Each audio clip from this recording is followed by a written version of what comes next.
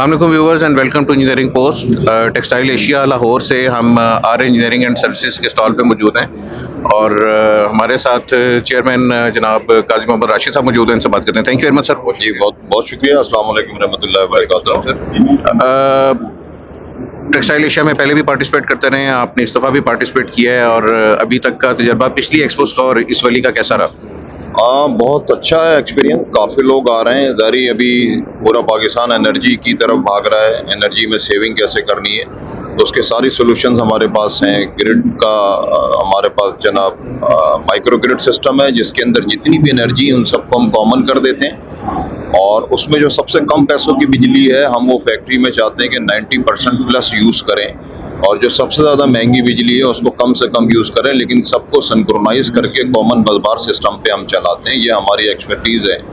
हम कोई 30 साल से इस सिस्टम में काम कर रहे हैं माशाल्लाह। और अब हमारे पास गैस जनरेटर हैं जो एमटी रोल्स रॉयस के, जिसका फ्यूल कंजप्शन बहुत कम है एज़ कम्पेयर टू अदर जो हमारे कॉम्पिटिटर हैं। अगर वो 1 मेगावाट का इंजन चलाते हैं और हम अपना रोल्स रॉयस का मशीन चलाते हैं तो 1 मेगावाट पर मंथ 30 लाख रुपए बचते हैं गारंटेड।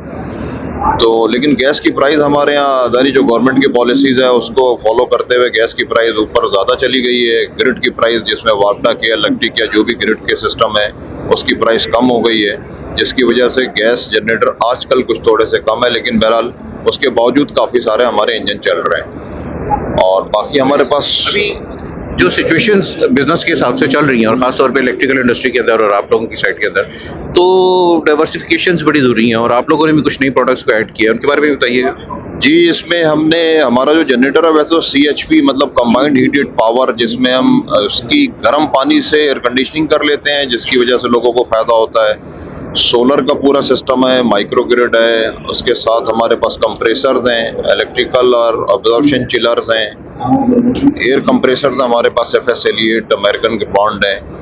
तो इस तरह के सारे काम करते रहे हम और ज़ाहिर उम्मीद पे दुनिया काम है। पाकिस्तान में भी हम यही काम कर रहे हैं और इंशाल्लाह इसमें मज़ीद ऊपर लेके आएंगे। नॉर्मली हम ये समझते हैं कि जितने भी बाहर के लोग मशीन्स बनाते हैं ना लोहे की, उसमें 1 ग्राम भी सोना नहीं डालते, लेकिन हम पाकिस्तानी ख़रीदते हैं उसको सोने के दाम।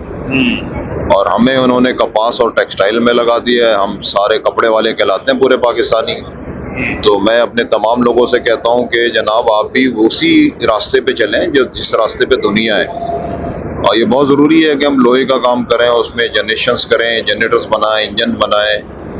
और टेक्सटाइल की मशीनें पाकिस्तान में कोई भी नहीं बनती, हज़ारों लाखों मशीनें चल रही हैं, लेकिन एक भी मशीन मेड इन पाकिस्तान नहीं है।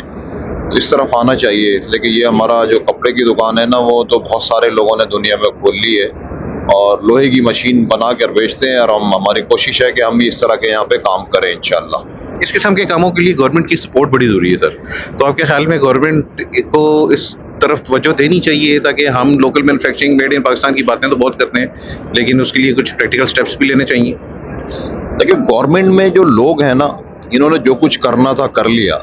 एक फलाह बहबूद के लिए मैं मशवरा देता हूँ कि जितने भी बड़े लोग हैं वो इन्वेस्टमेंट करें, इंडस्ट्री ऐसी खोल दें जिसमें लोहे को, मैं बाहर जाता हूँ, सारी दुनिया में घूमा हूँ मैं, तो लोहे को वो पहले भट्टी में डाल के पानी बना लेते हैं, फिर अपनी हिसाब से उसको ढलाई करके एक लोहे का पहाड़ बना लेते हैं, फिर उसको मशीनों के ज़रिए काट के और वज़न हल्का कम कर देते हैं और 20 टन का लोहा वो हमें देते हैं 6 से 7 लाख यूरो में। उस लोहे की कीमत होती है पाकिस्तानी 1 करोड़ रुपए और वो हमसे डिमांड करता है पाकिस्तानी 30 करोड़ रुपए। इसको समझने की ज़रूरत है कि हम लोग, ठीक है, अब पता नहीं पॉलिटिक्स में क्या हो रहा है, क्यों हो रहा है, जितने भी एंटी ग्रुप हैं उन सबको मिलकर एक फैक्ट्री खोले जिसमें लोहे साजी हो। स्टील मिल था हमारा, एक बनना था, मजीद बनने थे, नहीं हो सका। एयरपोर्ट प्लस नहीं कर पा रहे, हम माइनस में चले गए, स्टील मिल में माइनस में चले गए। तो चाहे वो गवर्नमेंट का हो या सेमी गवर्नमेंट हो या प्राइवेट लोग हो, मिलने के बाद कोई इस तरह का सिस्टम बनाए कि इंजन बनाए हम। जो हमारे पास 300 रुपए का लोहा आता है ना, आप उसको बनाकर 3 लाख रुपए टन बेचना शुरू कर दें। इसमें बड़ा फ़ायदा है, इसको समझने की ज़रूरत है। अच्छा, इसमें कोई भी ऐसी चीज़ नहीं है जो अपने तरफ से इल्म लेके आ जाओ कोई। अल्लाह पाक ने सारा इल्म हमें भी दिया जो उनको पास दिया है। हम कहते हैं वो गोरे हैं, गोरे और काले तो सारे एक जैसे ही होते हैं। तो इसमें बहुत ज़रूरी है कि इस तरफ सोचना समझना चाहिए और इस पर मेरे पास इसकी बहुत सारी इंजीनियरिंग है, हम बहुत सारे काम कर सकते हैं। कोई 30 से ज़्यादा मुल्कों में सफ़र करता हूँ सिर्फ टेक्नोलॉजी ख़रीदने के लिए।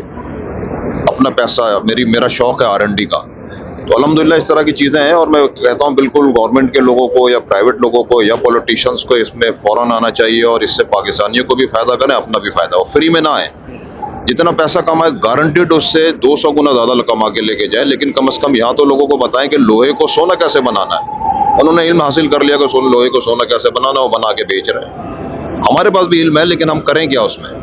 तो मेरा मशवरा है कि सबको अल्लाह पाक अक्ल सलीम दे और इसमें अच्छा काम करें। आपके ख्याल में कुछ 2-3 अच्छे ग्रुप्स जो हैं वो इस मामले में अगर अपना हाथ मिला के इकट्ठे होके इस तरफ एक इनिशिएटिव लें और बाकियों के लिए एक मिसाल बने, ऐसा कोई चांस है? बिल्कुल हो सकता है ऐसा। मैं यहाँ टेक्सटाइलों में जाता हूँ, जो बड़ी बड़ी दुनिया में मशीन की बनाने वाली फैक्ट्रीज हैं, हमारी इन एक छोटी सी टेक्सटाइल से भी छोटी है। हमारा जो टेक्सटाइल का एरिया होता है ना, बोले 10 एकड़ पे ज़मीन है, तो पता चला वो जो इंजन बनाने की मशीन है ना, वो 4 एकड़ पे। तो बिल्कुल कर सकते हैं, बड़े ग्रुप्स आए उसमें पार्टनरशिप करें। और ये इंजन बनाना बहुत ज़रूरी है, नई टेक्नोलॉजी की तरफ जाना।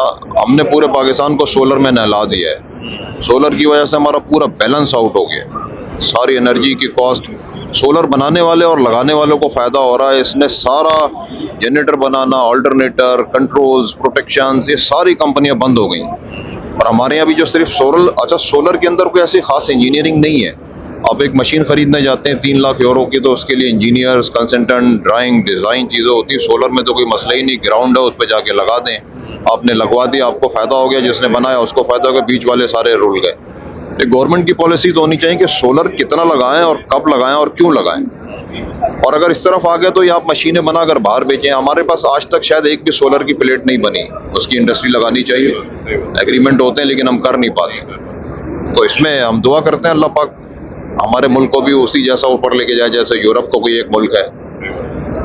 Thank you very much. आपके विजन से हम भी दुआ गो हैं कि सब लोग मुस्तफ़ीद हों और यही नीड ऑफ द टाइम है, और अल्लाह करे कि लोग इस तरह से करना शुरू करें इसको। इंशाल्लाह ज़रूर। बहुत बहुत शुक्रिया आपका। Thank you very much viewers, thank you, हाफिज़।